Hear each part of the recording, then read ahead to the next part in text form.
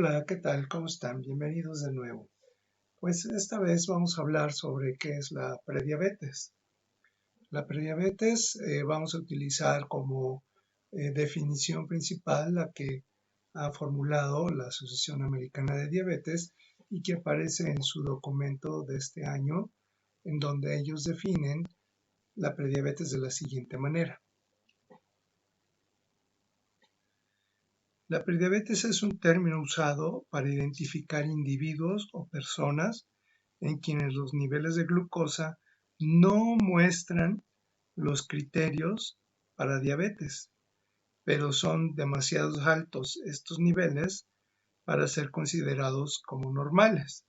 Aquí me gustaría mucho hacer una explicación sobre los términos que ustedes pueden encontrar en cualquier sitio. La explicación de los términos es para que sepan de qué estamos hablando. Tenemos glucosa plasmática de ayuno alterada. Tenemos alteración de la glucosa de ayuno. Tenemos glucosa plasmática alta. Los tres significan lo mismo, es decir, que si nosotros tomamos una muestra en la mañana, esta muestra, si rebasa los niveles que ahorita vamos a ver, entonces se considera alta, pero los tres términos son lo mismo. Otro término que vamos a escuchar mucho es una prueba de glucosa alterada.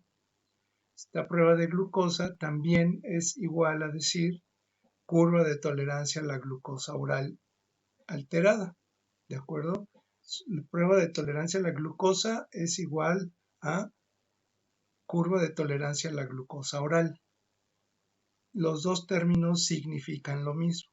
Bueno, en base a esos términos es en que nosotros distinguimos quiénes tienen prediabetes y quiénes no. Y entonces distinguimos los tres grupos, las personas normales, la prediabetes y la diabetes mellitus. Otra prueba que también podemos utilizar para hacer el diagnóstico de prediabetes es la hemoglobina glucosilada. Ya hablaremos mucho de esto más adelante, pero les comento. La hemoglobina glucosilada no es otra cosa más que esa cantidad de glucosa que se pega en la hemoglobina de la sangre. Esta la usamos para ver cómo va el paciente su control a lo largo del tiempo. Y actualmente se expresa como A1C. La idea es que mientras más glucosa tenemos pegada a la hemoglobina, quiere decir que ha habido más descontrol. Entre 100 miligramos decilitro de glucosa y 125. Eso es lo que le va a reportar un resultado de laboratorio. Si decidimos hacerle una curva de tolerancia a la glucosa, entonces el nivel de glucosa aparecerá a las 2 horas después de haber tomado una preparación de glucosa anhidra 75 miligramos, no importa, es como un jugo de naranja. Se lo toma, a las 2 horas revisamos, tomamos una muestra de sangre y entonces si el nivel de glucosa esas 2 horas está entre 140 y 199, decimos que tiene intolerancia a la glucosa o prediabetes. Intolerancia a la glucosa también significa prediabetes.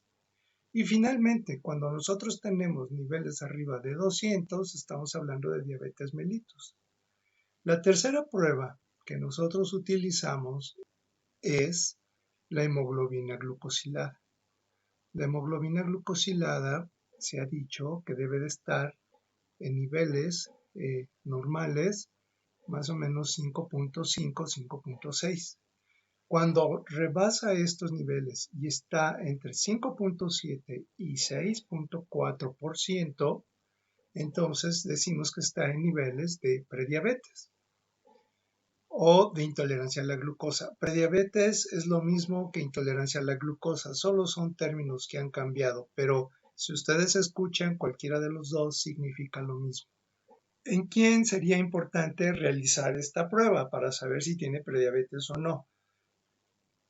La Asociación Americana de Diabetes nos dice que estas son las personas a las que nosotros deberíamos de ver. Si usted cae en alguna de esas categorías, valdría la pena hacer un estudio para saber si tiene o no prediabetes. Y ahorita le voy a explicar por qué. Entonces, ellos nos dicen que hay que hacer una investigación si tiene o no prediabetes en los siguientes casos. En sujetos con sobrepeso u obesidad, con un índice de masa corporal igual o mayor a 25 kilogramos metro cuadrado. Esta medición se utiliza de manera estándar, todos los médicos deben de saber hacerla, y no es otra cosa que el peso entre la estatura al cuadrado. Lo que nos da es una visión, digamos, global de la masa corporal de la persona.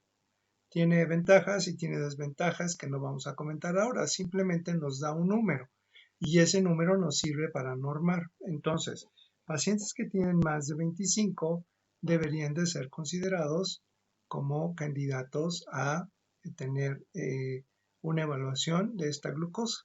Y aquí le muestro la operación matemática que usted también puede hacer tomando su estatura y tomando su peso.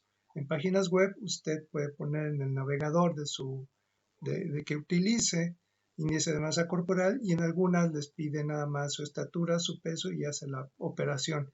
Y la manera de interpretarla pues es como le estoy diciendo, si tiene más de 25 entonces habría que evaluar si usted necesita o no una prueba de toma de una glucosa en alguna de las dos formas, glucosa plasmática de ayuno o curva de tolerancia a la glucosa, o en su caso una hemoglobina glucosilada para saber si tiene o no prediabetes.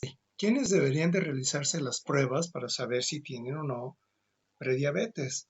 La Asociación Americana de Diabetes nos da una orientación al respecto y nos dice que las personas que tienen una medición que se llama índice de masa corporal por arriba de 25 kilogramos metro cuadrado son las personas que deberían de tener un seguimiento, pero deberían de tener un seguimiento si además cumplen con otras condiciones.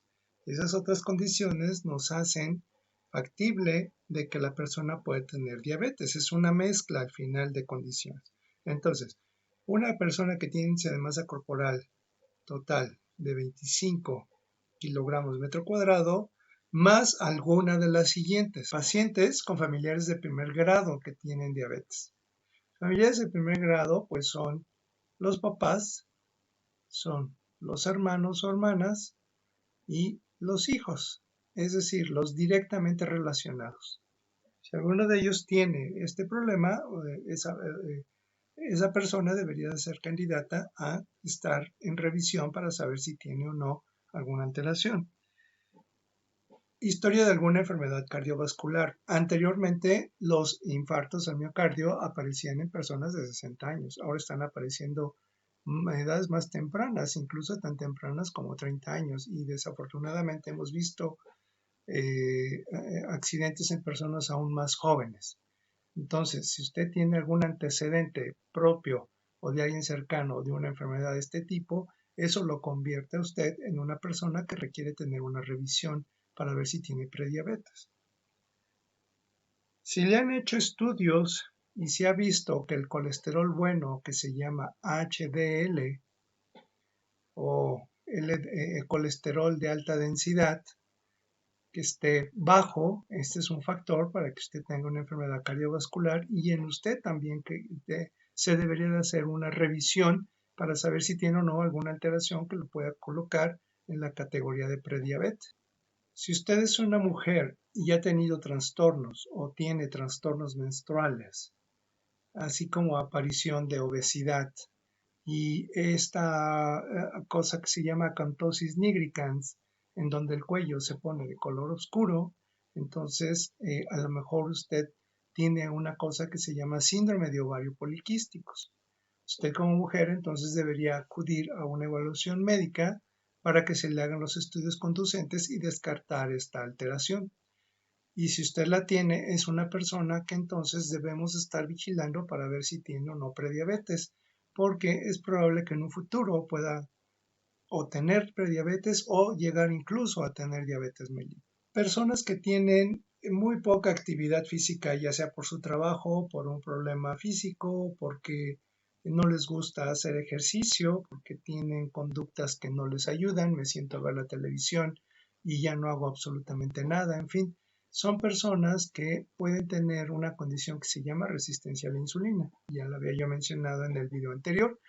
Si es esto, está en riesgo de tener prediabetes también. Dependiendo de estas circunstancias, usted debería de tener una revisión anual o cada 3 años, pero eso lo vamos a hablar después. Por lo menos anual sería adecuada.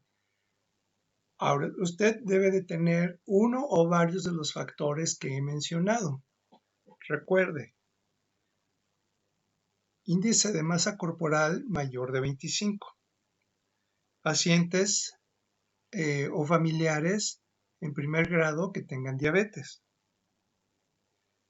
historia de una enfermedad cardiovascular, hipertensión arterial sistémica, pertenecer a un grupo étnico de alto riesgo, en este caso los hispanos pertenecemos a un grupo de alto riesgo.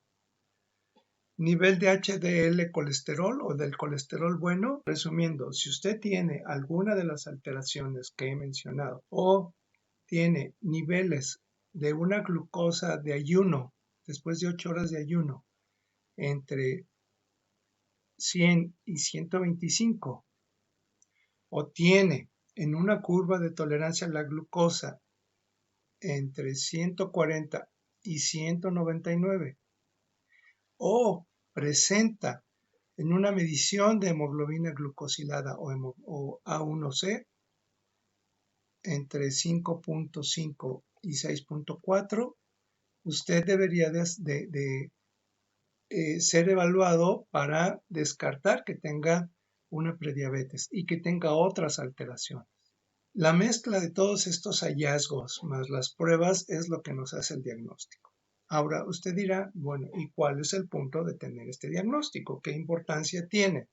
Bueno, la importancia es la siguiente.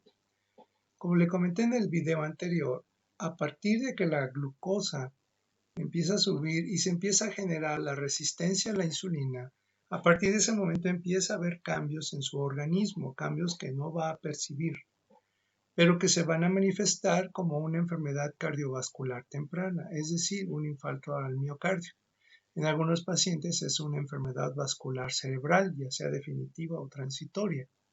En cualquiera de los dos casos, esto significa que está usted en riesgo de tener problemas cardíacos o cerebrales en una edad más joven de lo que se podría presentar si no tuviera estas alteraciones. También es importante decir que la prediabetes es cuestión de tiempo para que usted se convierta a un paciente con diabetes mellitus. Solo es cuestión de tiempo. En algunas personas será de un tiempo corto y en algunas personas será de un tiempo largo. ¿De qué depende? De muchos factores. A lo mejor usted ahora tiene algún problema en el cual le dan esteroides para algún problema reumatológico, por ejemplo, una enfermedad que no sabíamos que iba a tener, pero como usted tiene prediabetes y a lo mejor tiene sobrepeso, los esteroides ahora sí le van a causar glucosas en rango de diabetes y va a tener diabetes mellitus.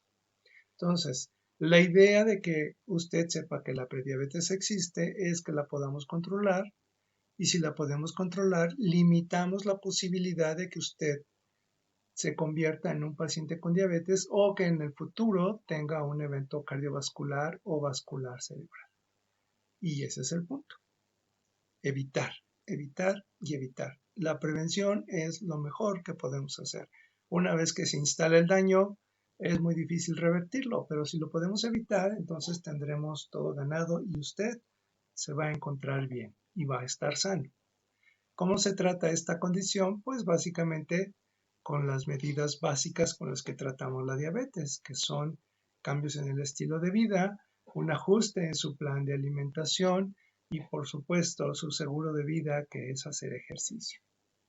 Pues rápidamente hemos terminado este recorrido. Yo le pido el favor que me regale un like si esta información le gustó, que se suscriba, que le dé clic a la campanita para que en cuanto suba otro video con respecto a este tema de diabetes, hipertensión, metabolismo, etcétera, usted pueda ver esta nueva presentación. Le agradezco que me haya regalado lo más importante que tiene, que es su tiempo, y ojalá y quiera compartir esta información con alguna persona que conozca. Por lo pronto, me despido de usted y que se encuentre muy bien. Hasta pronto.